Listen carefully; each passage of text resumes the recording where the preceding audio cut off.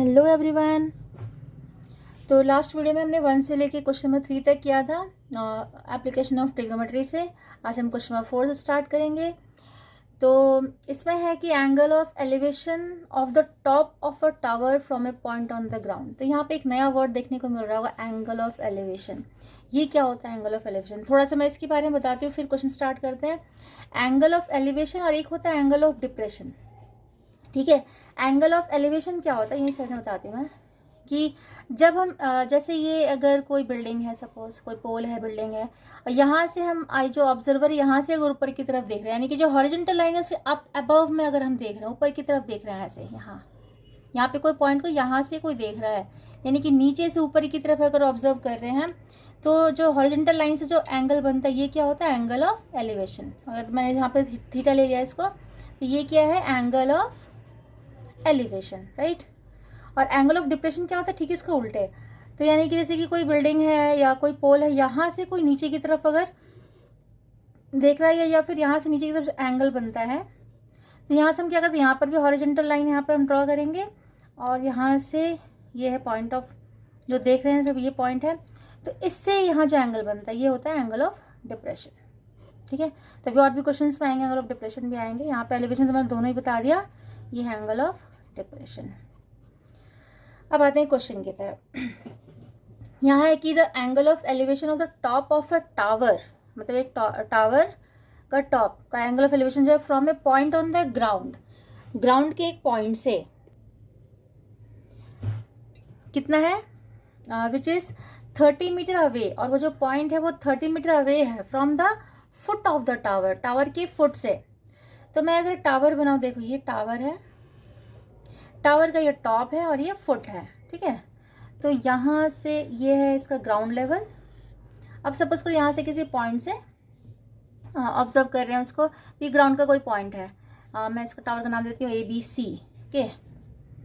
तो angle of elevation बताया ना यहाँ पर, तो 30 डिग्री एंगल ऑफ एलिवेशन यानी कि ऐसे बनेगा ये। तो डायग्राम बनाने से पहले ध्यान से पढ़ लेना क्वेश्चन क्या है। तो ये 30 डिग्री, ओके।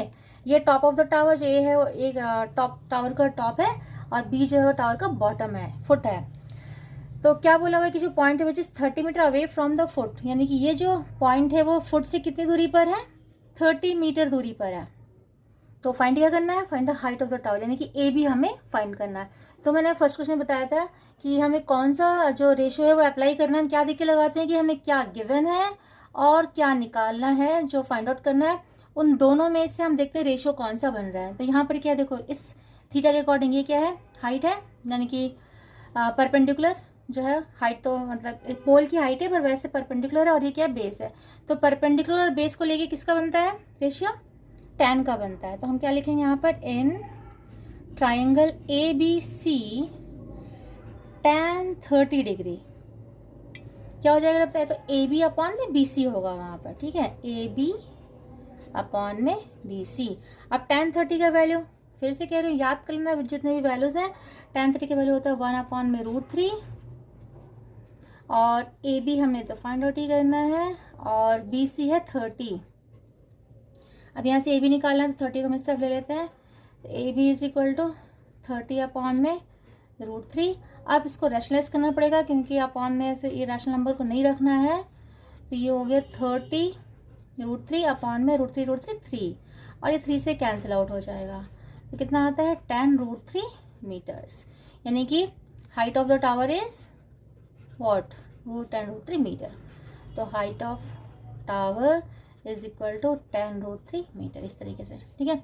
यहाँ पर एंगल ऑफ एलिवेशन ध्यान रखना, नीचे से ऊपर एंगल ऑफ एलिवेशन, और ऊपर से नीचे देखते हैं तो ये एंगल ऑफ डिप्रेशन होता है। तो ये क्योंकि इसके पैरेलल होता है ना, तो ये भी हो जाता है सेम थीटा। तो फिर हम जो क्वेश्चन करते हैं तो इसके अकॉर्डिंग करते हैं, ओके।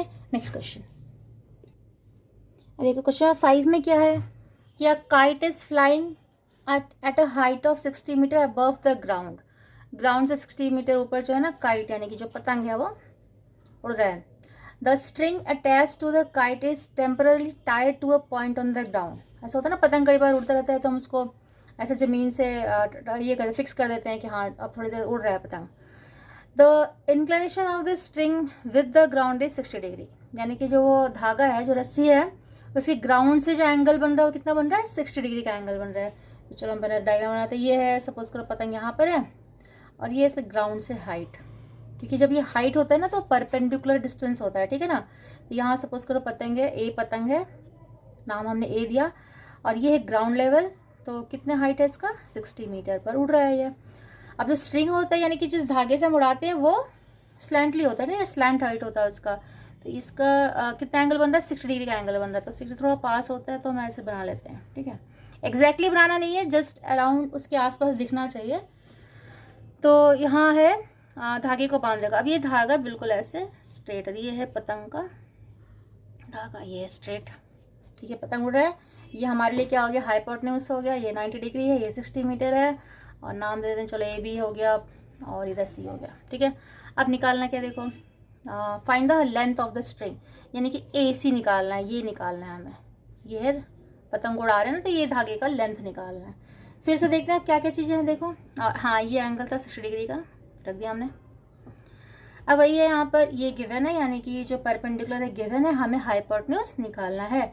तो परपेंडिकुलर और हाइपोटेन्यूज को लेकर के जो रेशियो बनता है वो बनता है साइन का। साइन होता है P अपॉन में H होता है। तो हम यहाँ पर सिंपल क्या पुट कर लेंगे, बहुत ही सिंपल क्वेश्चन होते हैं इसके, थोड़ा समझो ईजिली हो जाता है। इन ट्राइंगल ABC साइन 60, ठीक है, साइन 60 कितना हो जाएगा, AB अपॉन में AC, AB अपॉन में AC। अब साइन 60 का वैल्यू क्या होता है, √3 अपॉन में 2 होता है, और AB कितना है, 60 है, एंड BC हमें AC हमें निकालना ही है, ये रहा AC। अब क्रॉस मल्टीप्लाई कर लेते हैं, AC इधर आ गया, इसको इस तरफ कर लेते हैं, 60 मल्टीप्लाइड बाई 2 अपॉन में √3, और ये हो जाएगा 120 अपॉन में √3। फिर से वही रैशनलाइज करेंगे इसको, ऊपर नीचे √3 मल्टीप्लाई करेंगे, तो AC क्या आएगा हमारा, 120 √3 अपॉन में √3 3 होता है, 3, तो 3 से कैंसिल आउट हो जाएगा 40, यानी कि AC आ गया 40 √3 मीटर। तो therefore length of the string is the length of the string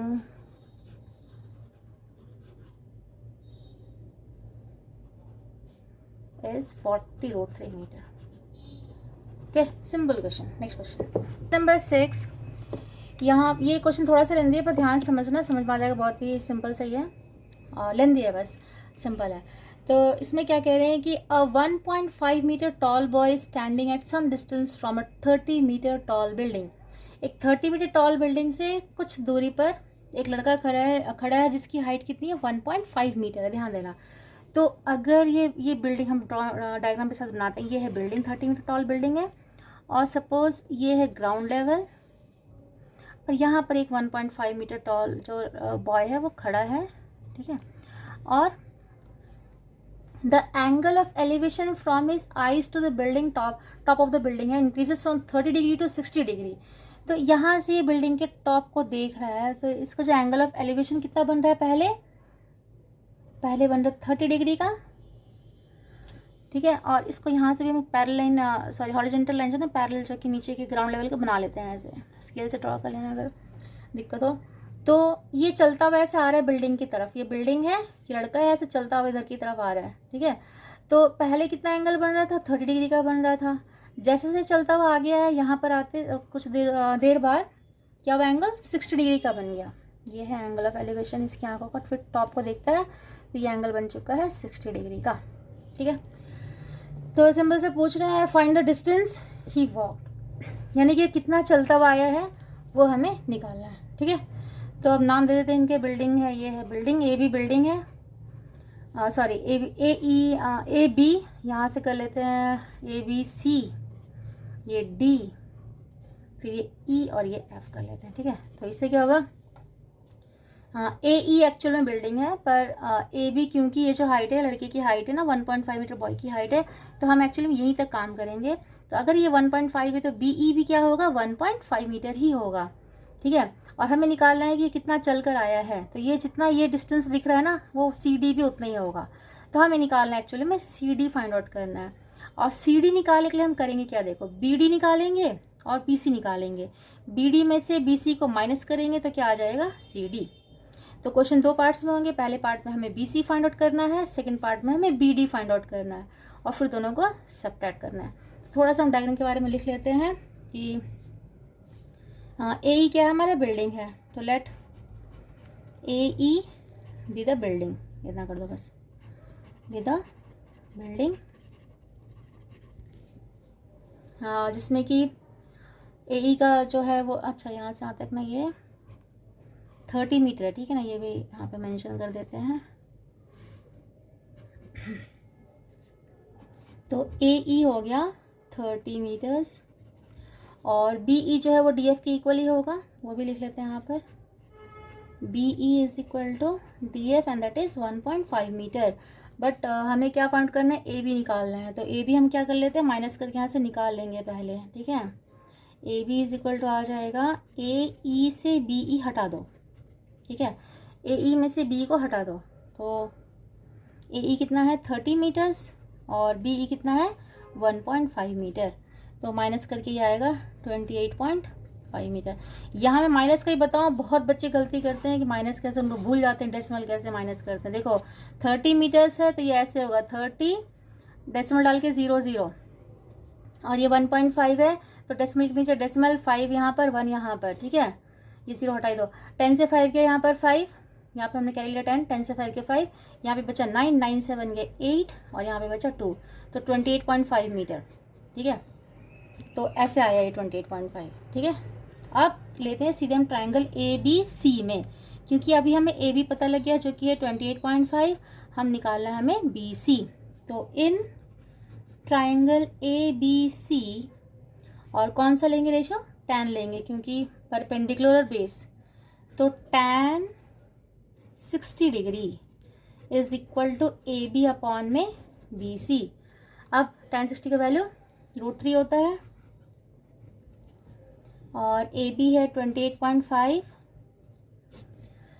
and BC हमें निकालना है। अब क्रॉस मल्टीप्लाई कर देते हैं, BC इस तरफ क्या 28.5 अपॉन में √3, फिर से अपॉन में इरेशनल नंबर है तो इसको हम रैशनलाइज कर लेंगे, ऊपर नीचे √3 मल्टीप्लाई करके, तो ये आता है 28.5 √3 अपॉन में 3।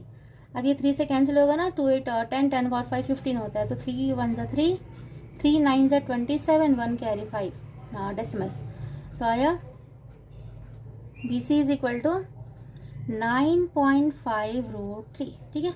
एक पार्ट हो गया, हमने BC निकाल लिया। अब सेकंड पार्ट में हम क्या निकाल लेंगे, BD, और लास्ट में हम दोनों को सब्ट्रैक्ट कर देंगे, ठीक है। तो अब लेते हैं हम ट्राइंगल ABD में, इन ट्राइंगल ABD D, यहाँ पे हम क्या लेंगे, tan 30 डिग्री लेंगे यहाँ पर, ठीक है। तो tan 30 क्या हो जाएगा, AB अपॉन में BD,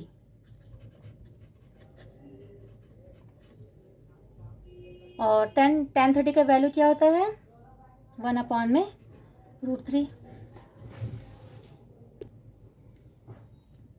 और AB हमें पता है 28.5 है और BD तो निकालना ही है,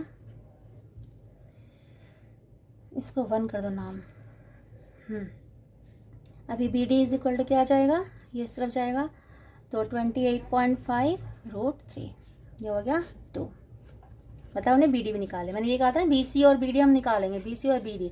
अब सिंपल सा क्या काम है, BD में से BC को माइनस कर देंगे, CD आ जाएगा, तो CD इज इक्वल टू क्या होगा, BD माइनस BC। अब दोनों की वैल्यूज पुट कर लो, ये है 28.5 √3 जो कि है BD और BC है 9.5 √3। यहाँ लिख सकते हो from 1 and 2, from 1 and from 2।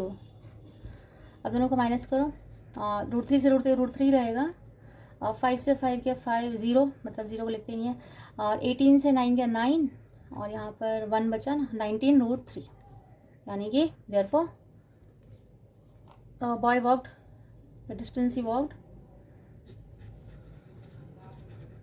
the distance the boy walked is equal to 19 √3 meters, okay। ये आंसर। होप कि समझ में आए, इसको ध्यान से कर लें, बहुत मुश्किल नहीं है, बिल्कुल ही ईजी सा है। Okay, thank you.